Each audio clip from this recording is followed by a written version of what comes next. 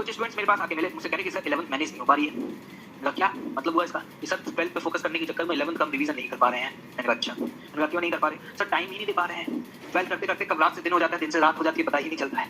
बात तो सही है तुम्हारी, लेकिन ये जो समस्या है, ये समस्या सबके साथ, तुम्हारे साथ क्या? ये समस्या तो हर वो स्टूडेंट जो 12th में है, जिसका ख्वाब है कि बढ़िया रैंक से आईआईटी क्रैक करनी है, उसके साथ है समस्या। अब समस्या का समाधान क्या है? एक्चुअली में तुम्हें ये लग रहा है क्योंकि तुम अपने आप को बहुत परफेक्ट समझते हो, तुम्हें लग रहा है कि एक दिन मुझे परफेक्ट टाइम मिलेगा अलग से और मैं अपनी 11th रिवाइज करूंगा। मुझे एक बात बताना, पूरे दिन में क्या तुम्हारे पूरे दिन में ऐसा मोमेंट आता है जब तुम अपने जीवन के 40 से 45 मिनट ऐसे ही वेस्ट कर देते हो, बिस्तर पर लेटे लेटे, मोबाइल चलाते चलाते, दोस्तों से पंचायत करते करते?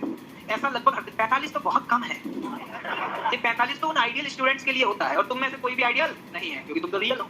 ठीक है, ठीक है।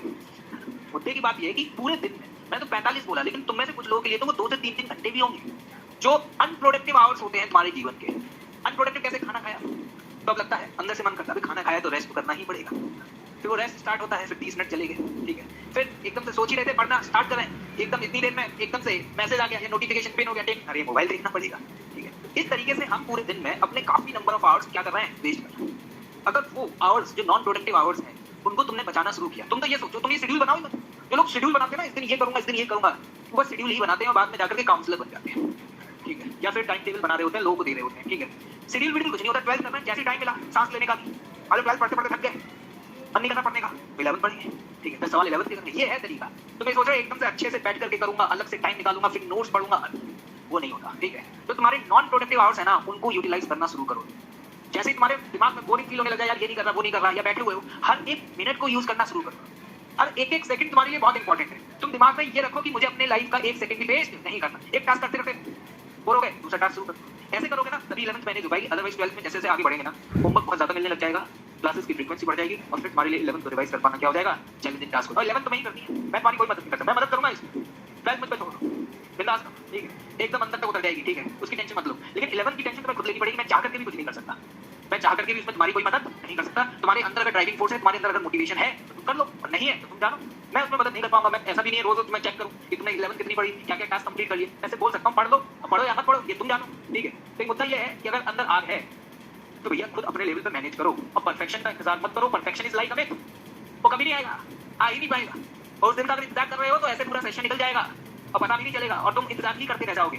तुम तो ये सोचो जिस दिन जब वक्त मिल जाए उसको यूटिलाइज कर। और बहुत लॉन्ग टर्म प्लानिंग नहीं करनी है, पहले भी बता चुका हूं। पूरे वीक का शेड्यूल बना के तैयार हो जाता है। शेड्यूल बनाना इंपॉर्टेंट नहीं होता, शेड्यूल को फॉलो किया कभी फॉलो। साला जितनी मेहनत तुमने उसको बनाने में लगाई होगी ना, जितने घंटे तुम्हारे उसको बनाने में लगे होंगे स्केल से लाइन खींच के फिर चिपकाया होगा, उतनी देर तो तुम फॉलो नहीं कर पाओगे।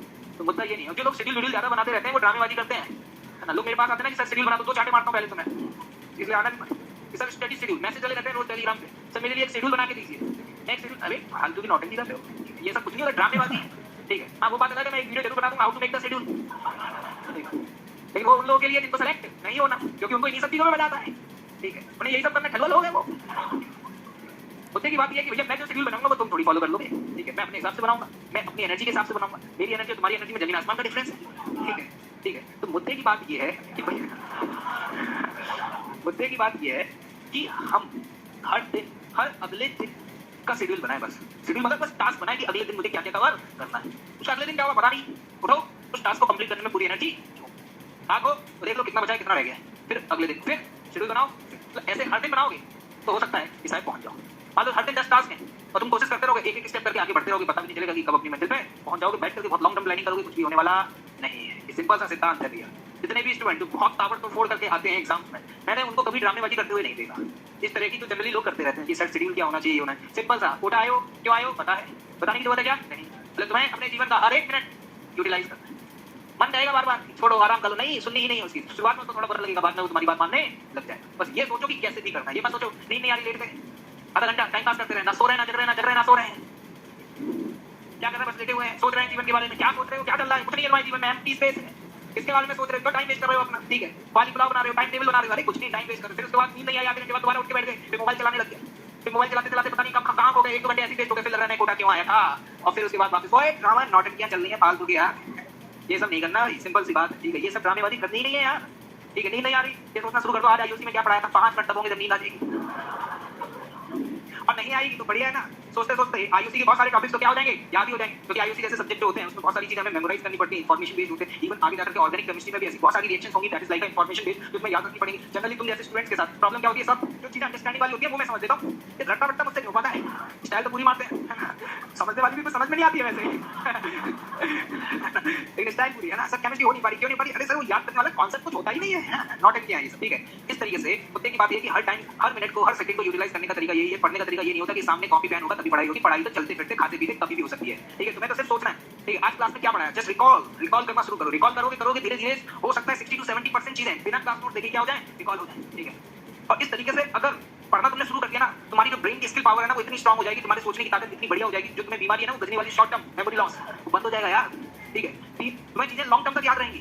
जो तुम चीजें भूल जाते हो वो तुम्हारा एहसास है, लेकिन तुम भूलते नहीं हो। थोड़ा अपने आप पे विश्वास रखो, तुम्हें वो चीजें याद आ जाती है जो 10 साल पहले तुम्हारे साथ हुई थी ठीक है। और वो याद नहीं आता जो 4 दिन पहले पढ़ाया था। ऐसा थोड़ी है भाई, सिस्टम तो वही है ना। सिस्टम के अंदर एक बार कोई चीज चली गई वो कभी भी डिलीट नहीं होती। अगर तुम सोचते हो तुम्हें याद है तो याद है, तुम सोचते हो तुम्हें याद नहीं है तो वो याद नहीं। तो सिंपल सी बात है, टाइम वेस्ट नहीं करना, नींद नहीं आ रही सोचना स्टार्ट कर दो। आईयूसी का सबसे फेवरेट सब्जेक्ट, सबसे स्कोरिंग सब्जेक्ट, सबसे शानदार सब्जेक्ट। सोचते सोचते फ्लैट हो जाओगे और नहीं हुए मान लो तो साला आधे घंटे में पूरी आईयूसी बिना नोट्स खोले क्या हो जाएगी, रिवाइज हो जाएगी। This is a way.